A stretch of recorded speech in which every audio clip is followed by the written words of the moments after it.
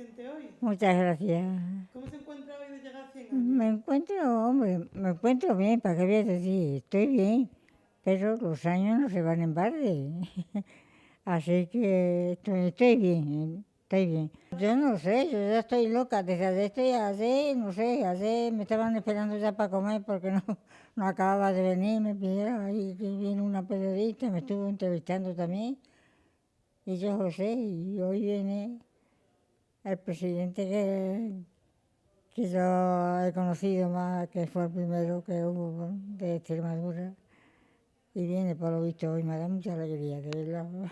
No sé, la cosa ha cambiado completamente y estoy contenta de que ahora los políticos y todo, y el rey y todos los que tengan que mandan, que lo hagan bien hecho y que siempre miren al pobre, que siempre miren al pobre.